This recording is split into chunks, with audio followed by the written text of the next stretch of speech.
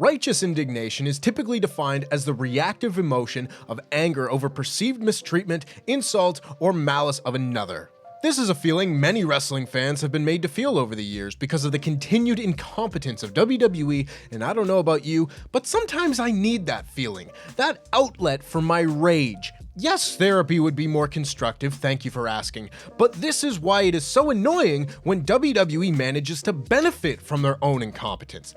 I need my rage outlet, damn it! I can't go back to playing Overwatch, I can't go back!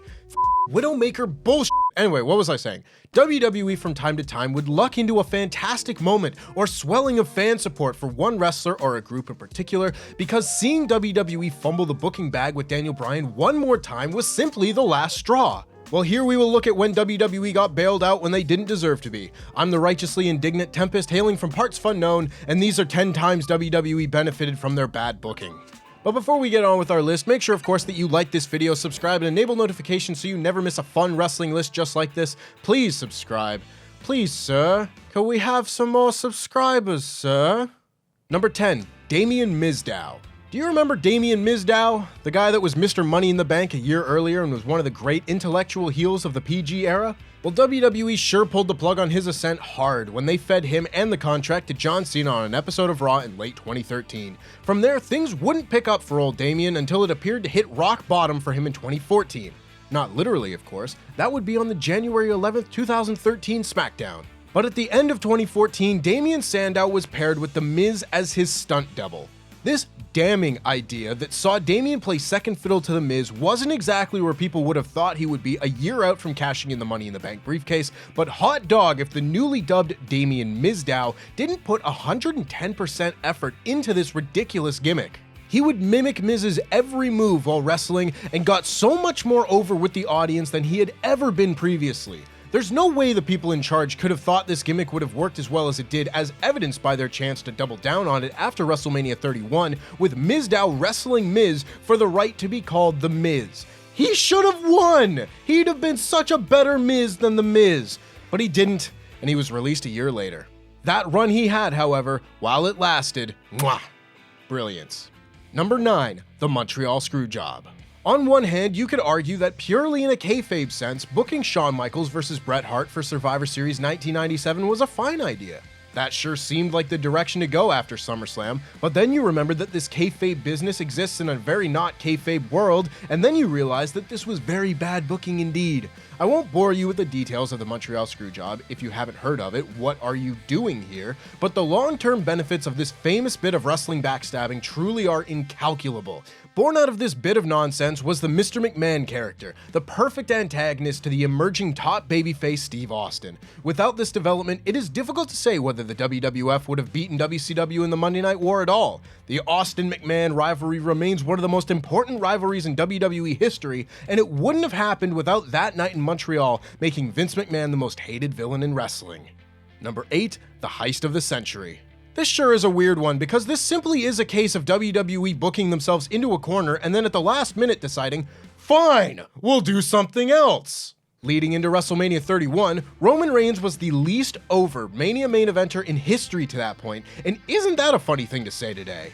The fans almost unanimously did not want to see the future Tribal Chief be the one to defeat Brock Lesnar to win the WWE Championship, but WWE's own stubbornness took them to Mania with that plan. Until the week of the show, the word was Brock Lesnar was leaving WWE to make another run at a UFC comeback, so keeping the belt on him seemed unlikely. Then Brock announced that he was staying, so all of a sudden there was hope that he could retain the title. Unfortunately for fans, Brock had been champion since SummerSlam, and a part-time champion wasn't a permanent plan at that time, and isn't that a funny thing to say today?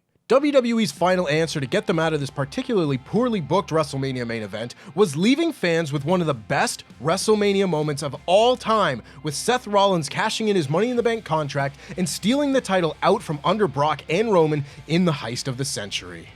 Number 7, The Undertaker's early streak matches. The Undertaker's WrestleMania streak is one of the most legendary and prolific creations in WWE history, but damned are WWE if they try to tell you that this was always the plan. I sure won't listen to that nonsense when there's a DQ win in there, but while the streak as a whole can be looked at as one of the greatest long-term creations WWE ever had, there are certainly a number of questionable steps taken along the way when isolated. Giant Gonzalez losing by DQ to set up a big blow-off match at SummerSlam doesn't really make much sense when you think about it. The Undertaker beating Triple H at WrestleMania X7 when Triple H had just beaten #1 contender and soon-to-be WWF champion Steve Austin a month earlier doesn't really make much sense when you think about it. But these things are absolutely justifiable when looked at in a broader context because these wins at WrestleMania gave WWE its biggest selling point for each WrestleMania for nearly a decade with the creation of the streak. And in the grand scheme of things, did we really need to see another Triple H win at WrestleMania or have Giant Gonzalez have his hand raised in victory? No, we did not. Number 6, New Day's terrible babyface run. Alright, now we're getting into the WWE is quick to name the New Day as one of the greatest factions in history now, but they sure weren't as quick to show you highlights of the group's first 6 months. That's because there were no highlights from their first 6 months. The New Day were a horribly bland babyface act out the gate, with their power of positivity shtick not at all resonating with people who had been watching Kofi Kingston and Big E be generic babyfaces for so long. The power of the WWE fans' negativity reached its crescendo at WrestleMania 31, where fans continued to chant, "New Day sucks!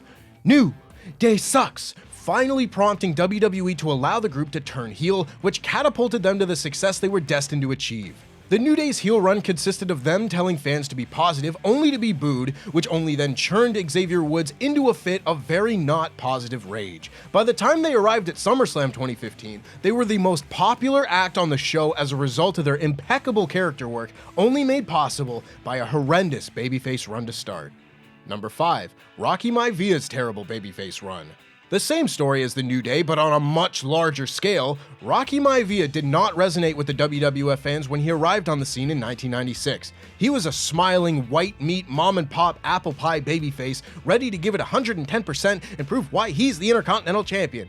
And when you have badass Steve Austin quickly becoming the most popular star wrestling had ever seen on the same show, yeah, it doesn't take much brainpower to figure out why the fans started to chant "Rocky sucks." This was the late 90s and not the world that could be engrossed by this type of character, but where WWE benefited from their poor attempt at booking a future babyface star is when they finally released the shackles from young Rocky and allowed him to become The Rock, the most charismatic talker they have ever had and one of the best heel promos in WWE history.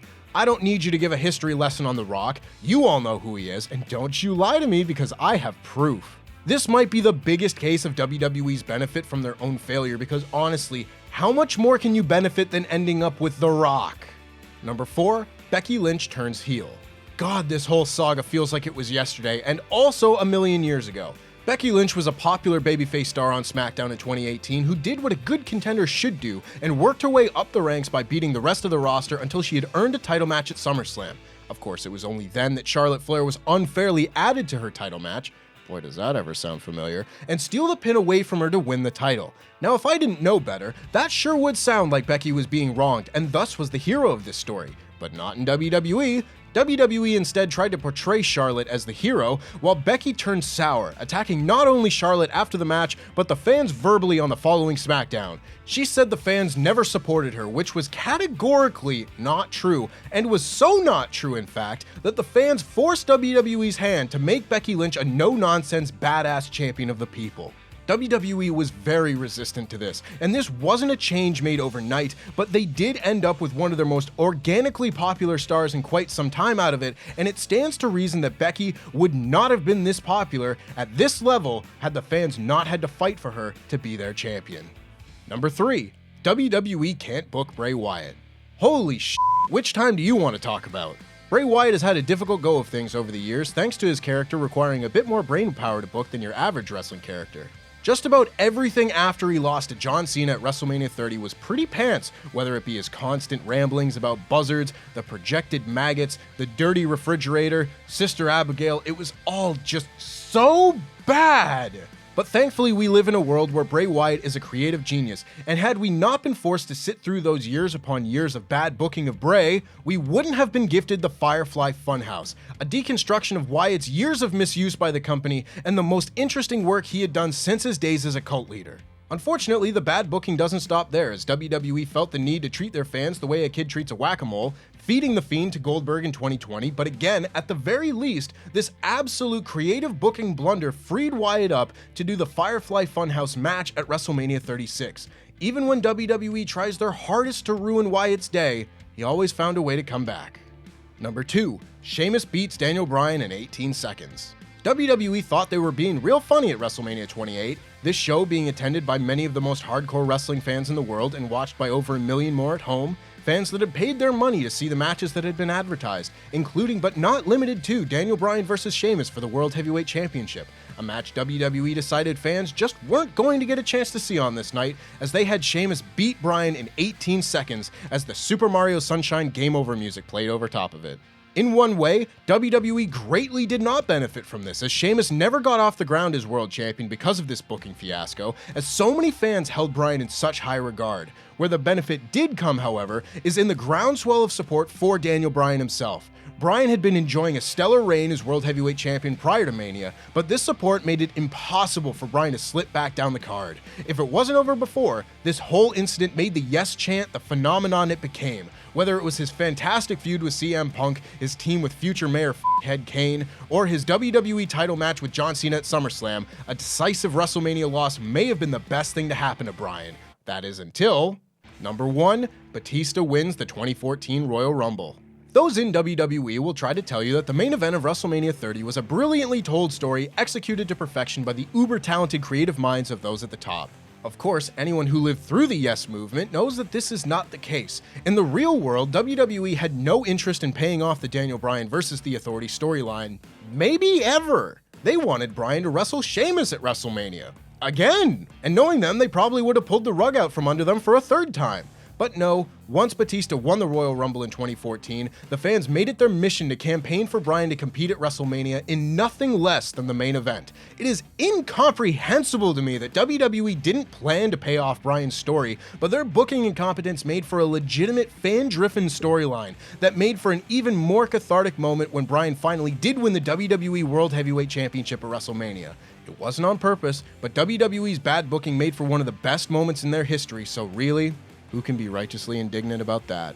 And that's our list. Make sure, of course, that you like this video, subscribe, and enable notifications to always on so you never miss a fun bit of wrestling content just like it. And if you're looking for another piece of wrestling content to look at, why don't you check out Survival Series right here on partsFUNknown, where everyone in the cast tries to name every WWE champion and, they don't do well. Maybe you can do better, so watch along to find out. I'm Tempest, and I'll see you next time. Jam that jam.